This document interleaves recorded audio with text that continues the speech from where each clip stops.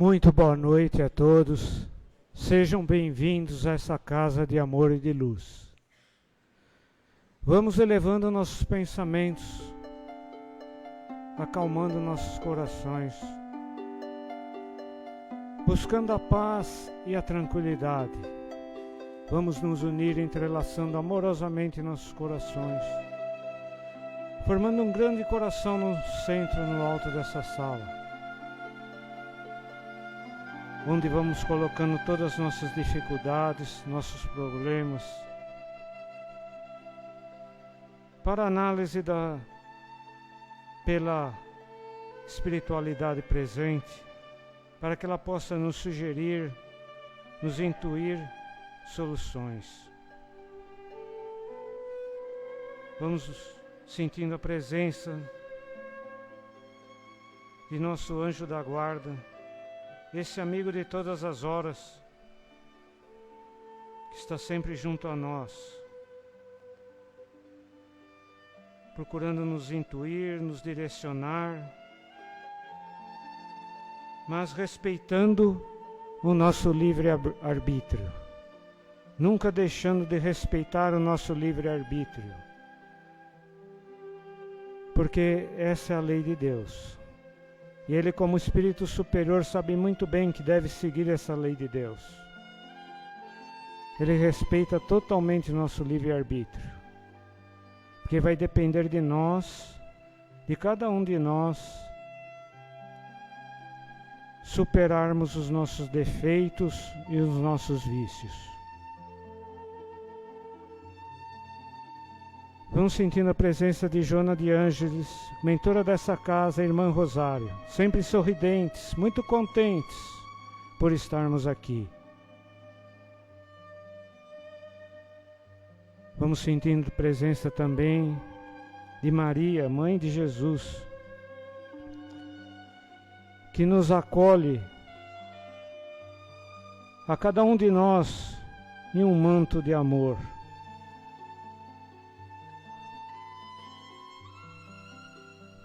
A quem pedimos que nos ajude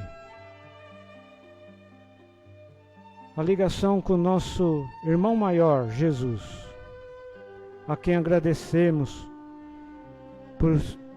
pelo esforço que fez para encarnar entre nós, agradecemos pelos seus ensinamentos e por sua exemplificação. E a quem pedimos que nos ajude na ligação com Deus Pai, o Pai da vida, a quem agradecemos pela nossa vida, a quem agradecemos também por esta encarnação, e a quem louvamos com a prece que Jesus nos ensinou. Pai nosso que estais nos céus, santificado seja o vosso nome, venha a nós o vosso reino. Seja feita a vossa vontade, assim na terra como no céu. O pão nosso de cada dia nos dai hoje.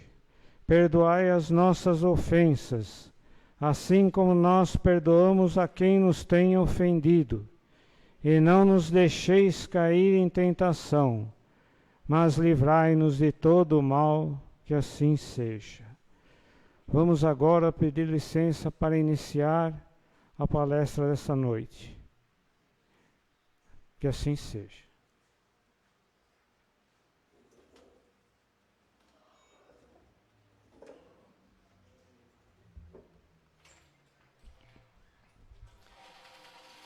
Boa noite a todos.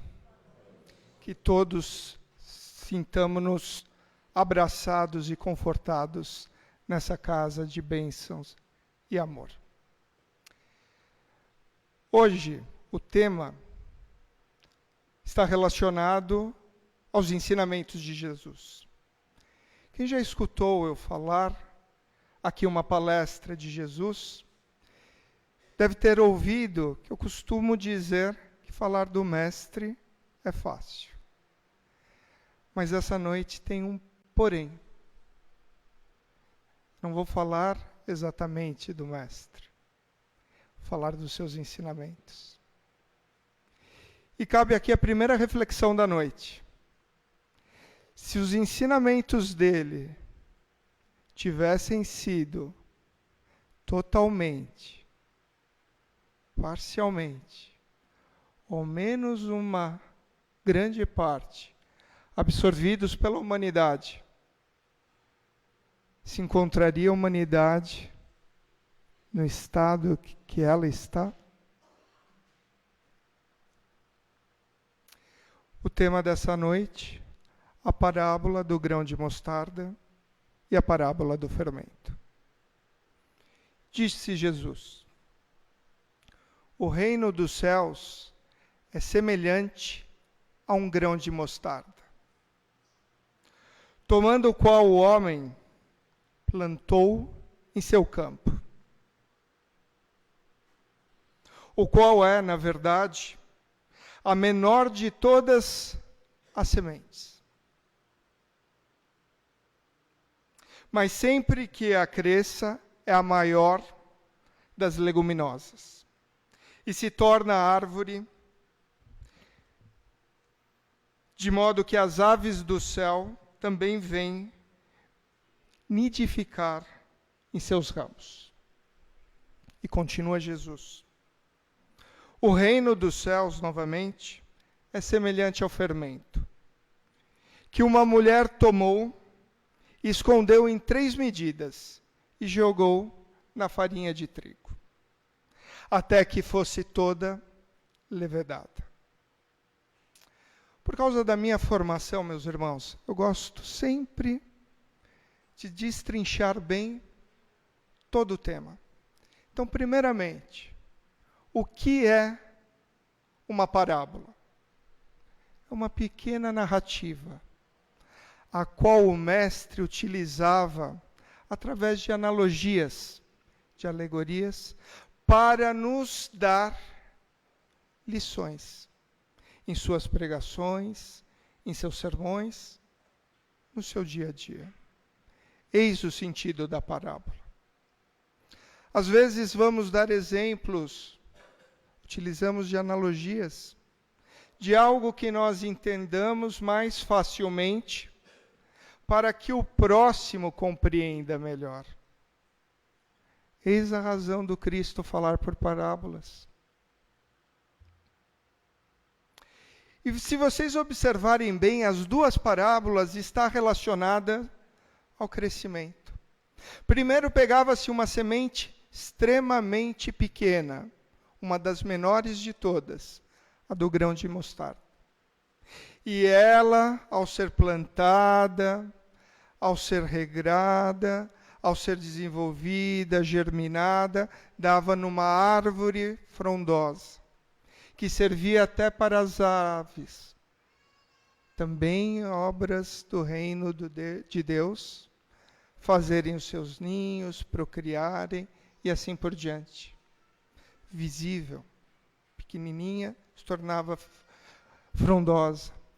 E por um outro lado, aquele fermento que colocado na farinha, seja num pão, num bolo, faz aquela massa crescer.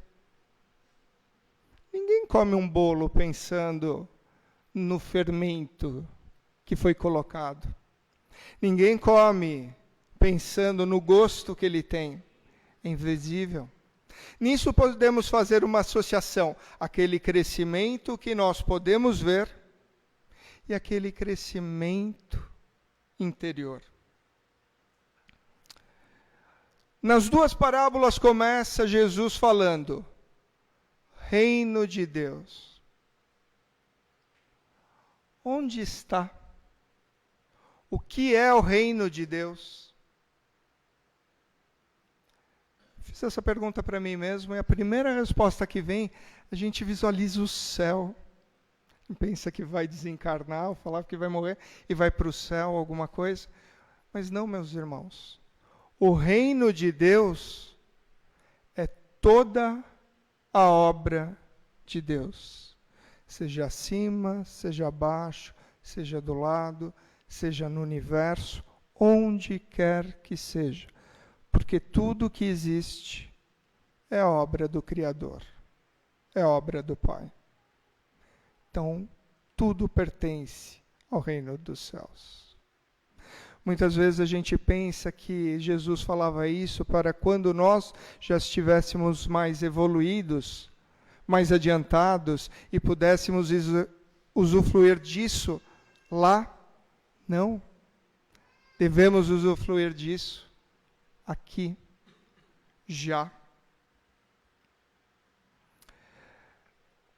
Em relação a essa parte visível desse crescimento, o que quis Jesus falar?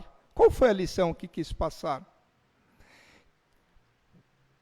Nascemos, crescemos, nos desenvolvemos, fazemos as obras aqui, trabalhos, pessoas podem enriquecer, podem ajudar, podemos fazer uma série de coisas. Será que é isso que Jesus quis dizer? Pode ser também. No capítulo 3 do Livro dos Espíritos, trata das leis naturais. Existe uma lei que se chama lei do progresso. Progresso é esse desenvolvimento intelectual pelo qual passamos. Porém, muito mais do que um desenvolvimento intelectual, o Mestre exemplificou um desenvolvimento moral. Então, para ter uma pequena interaçãozinha aqui, para vocês entenderem um pouco sobre isso em relação à casa, quem aqui é discípulo da casa? Ou discípulo de qualquer outra casa, que já fez curso, ou que está fazendo algum curso, levante a mão, por favor. Temos uma boa parte do salão. Continuem com a mão levantada. E quem aqui nunca escutou as seguintes palavrinhas? Reforma íntima. Abaixe a mão. Quem não escutou? Independente dos que participam aqui da casa, quem nunca ouviu? Podem abaixar a mão, obrigado pela participação. Se dá uma animadinha, todo mundo acaba acordando. A reforma íntima, meus irmãos, é aquele desenvolvimento moral que o Cristo espera de nós. Muitas vezes achamos que não conseguimos vê-lo, que ele pode ser igual ao fermento na massa, mas ele reflete nas nossas obras. Ou seja, uma boa massa, um bom bolo, um bom pão cresce com um bom fermento. Nossas ações, nossas boas ações, também demonstrarão o nosso crescimento. Não só intelectual, mas principalmente e essencialmente o nosso crescimento moral, o nosso crescimento espiritual. E se observarem também, Jesus cita 2 vezes o grão de mostarda no seu evangelho. Neste caso, relacionado ao crescimento, que nós visamos, que nós pregamos aqui, que seja importante o moral, mas também ele fala sobre a fé. Lembram daquela passagem em que os discípulos não conseguiram expulsar o demônio do corpo de uma pessoa que estava obsediada, e que ele virou para os discípulos e falou o seguinte: homens de pouca fé, se tivessem fé do tamanho de um grão de mostarda, pediriam para que essa montanha se movesse, e ela se moveria deste lado para aquele lado. Jesus fala a fé do tamanho de um grão de mostarda, extremamente pequeno. Estudando, lendo, fazendo o Evangelho, eu achei uma definição no Evangelho segundo o Espiritismo sobre fé muito linda. Diz que fé é vontade de querer. Então, quando nós realmente tivermos vontade de querer, as coisas que nos são lícitas acontecerão. Vou fazer mais um exercíciozinho. Vamos pensar numa montanha, vamos ver um pouquinho de fé. Uma montanha bem famosa. Vamos pegar o Pão de Açúcar. Todo mundo consegue visualizar o Pão de Açúcar? Então, segundo Jesus, se nós tivermos a fé do tamanho de um grão de mostarda, e eu pensar no Pão de Açúcar, que ele vai estar ali fora, quando a gente sair, ele vai estar ali fora, não foi nesse sentido material que Jesus quis dizer. Foi no sentido daquela nossa reforma íntima, da nossa reforma interior, da nossa moral. Quando eu realmente quiser algo que venha do fundo do meu coração, que não seja principalmente para o meu interesse, pode ser, mas que não seja, que pratique aquilo que o Mestre nos ensinou, que foi amor e caridade, aquilo será realizado. E nesse sentido, é muito maior, a analogia é muito, o alcance é muito maior do que se nós transportássemos o Pão de Açúcar do Rio de Janeiro para cá. Olha, o Pão de Açúcar eu não ia gostar, mas se fosse as praias, para mim ia ser um pouquinho melhor. Mas não é a parte material, meus irmãos, é a parte moral. E voltando nesse crescimento daquilo que é pequeno e se torna grande, nós vamos falar um pouco das obras de Deus. Vocês sabem que todos nós temos uma ou algumas missões para executarmos na obra de Deus? E quantos de nós já pensou ou já se ausentou de realizar essa obra por dizer: o que eu posso fazer de amor, ou o que eu posso fazer de caridade ao próximo, é tão pequeno que nem vale a pena? Quem aqui nunca refletiu sobre isso? Eu já escutei muitas vezes irmãos dizendo: eu não faço, eu não pratico isso, porque seria uma coisinha tão pequena que não teria utilidade nenhuma. Mas foi isso que Jesus nos ensinou nessas parábolas? Onde está o ensinamento de Jesus nesse momento? Se antes mesmo de eu executar uma pequena obra, que seja do tamanho de uma força de uma formiga, como é que aquele grão de mostarda, no final, se transformará naquela árvore frondosa? Toda vez que deixarmos de praticar o amor e a caridade, é menos uma folha naquela árvore. É menor o tamanho da massa. E se eu me ausentar, o próximo se ausentar, o seguinte, e assim por diante, a obra que dependa de nós estará comprometida. Para isso existe uma passagem que está no livro, Um Homem e uma Missão, que conta a vida do professor Eurípides Barçanufo, que viveu na pequena cidade de Sacramento,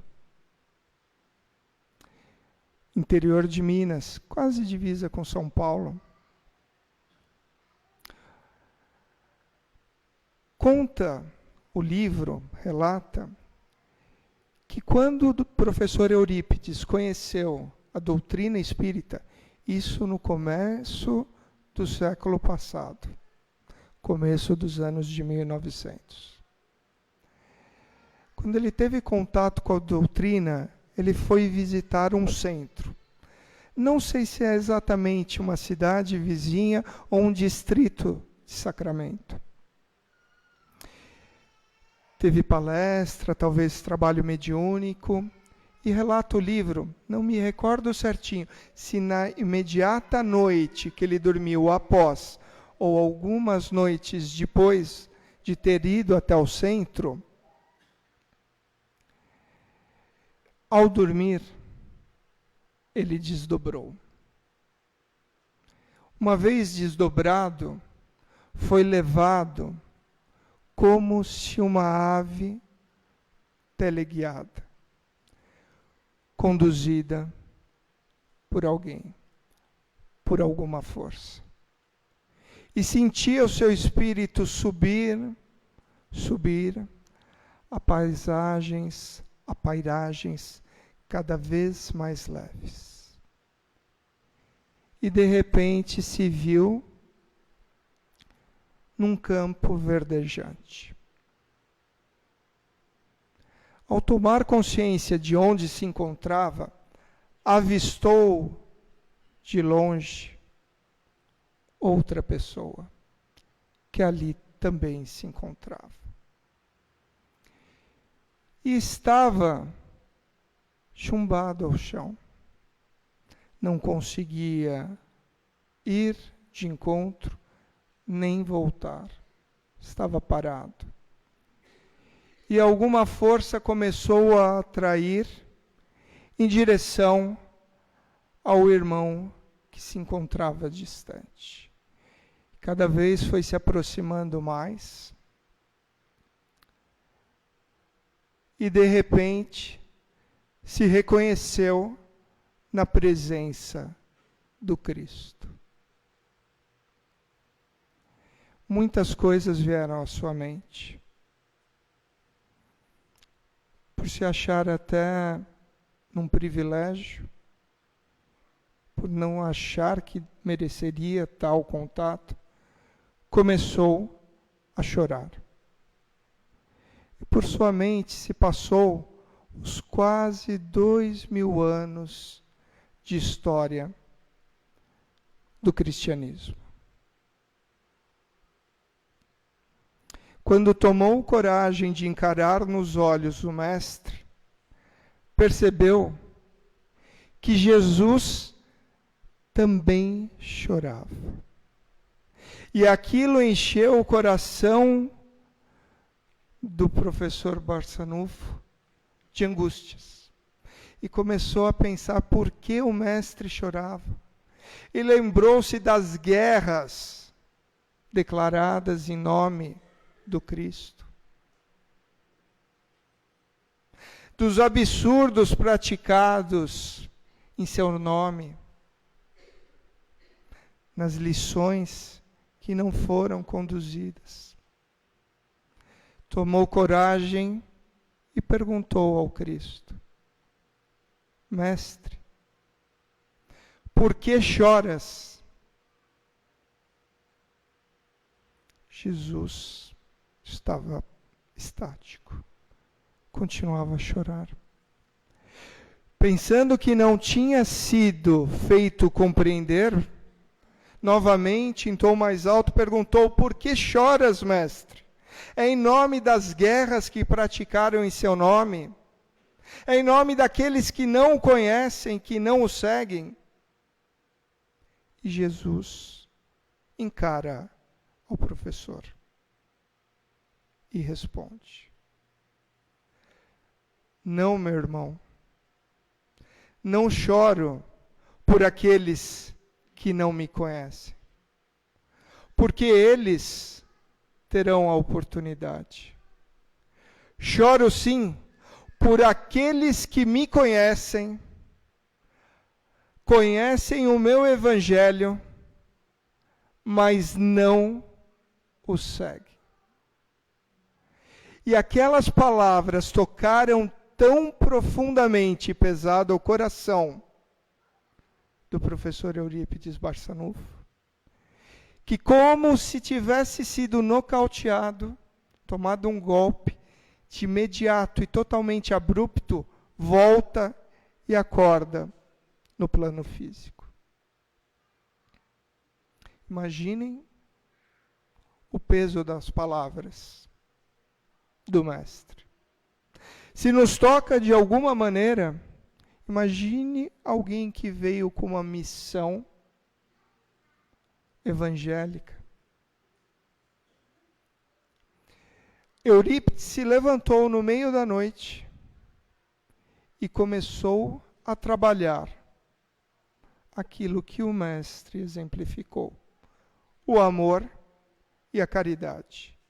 E não deixou de trabalhar sequer um dia, seja sobre sol, chuva, feriado. Trabalhou quase até o último minuto do seu desencarne. Na década de 20, o mundo foi acometido por uma epidemia da gripe espanhola, uma gripe que dizimou muitos irmãos. E Eurípides Barçanufo, que queria ser médico, mas não pôde, para não abandonar a sua mãe, que era uma pessoa muito frágil e doente, não pôde se ausentar de sacramento, tratava, no que podia, como enfermeiro, aqueles irmãos doentes acometidos da gripe, e veio se contaminar com a doença. Mesmo doente, continuou trabalhando enquanto tinha forças e desencarnou. E continua a trabalhar no plano espiritual e no plano físico. Um aspecto muito bonito da cidade de Sacramento, no centro espírita, na casa, no sítio, que era da família do professor Eurípides Barçanufo, há um evangelho todos os domingos, se eu não me engano, às 9 horas da manhã, que é realizado criteriosamente desde antes do desencarne de Eurípides e vem sendo feito até hoje sem nenhuma falta, seja durante o período de guerra, seja durante Copa do Mundo. E o trabalho é tão bonito que a pessoa que dá a palestra nos diz, pede um momento para que fechemos os olhos e que nesse momento, se nos sentirmos abraçados pelo professor Barçanufo, que não estranhemos, porque ele sempre está presente. Da mesma forma que o Mestre sempre está presente. E da mesma forma que o Mestre sempre manda espíritos missionários com a missão de continuar a guiar-nos na obra que ele exemplificou. Que possamos nós, a partir de agora, a exemplo do Dr. Barçanufo, sempre trabalharmos o amor e a caridade. Mesmo que seja um trabalho de formiguinhas, mesmo que esse trabalho seja do tamanho de um grão de mostarda, mesmo que esse trabalho seja imperceptível, como o fermento que está no nosso pão, que está no nosso bolo, que está sempre em nossas mesas. Lembrando que o amor começa sempre em nós. Amai-vos uns aos outros e amai-vos a si mesmo. Sempre lembrando também da orientação de Kardec. Espíritas, amai-vos, instruí-vos. Fiquem todos com a paz do Mestre. Muito obrigado.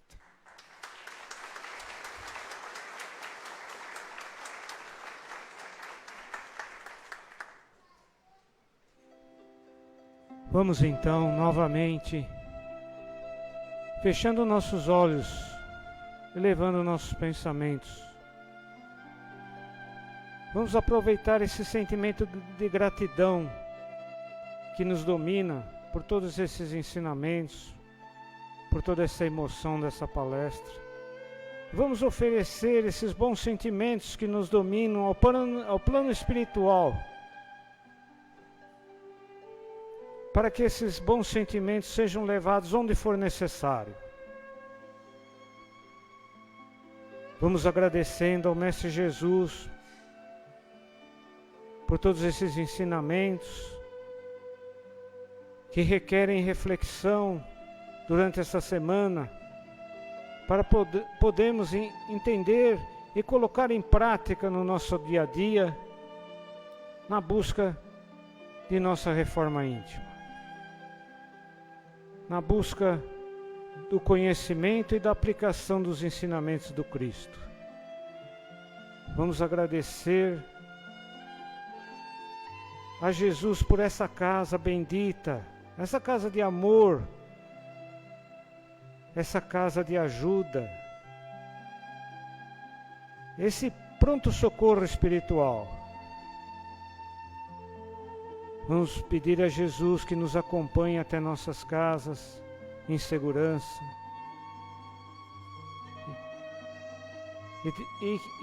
E desejo a todos vocês uma boa noite e uma boa semana. Que assim seja.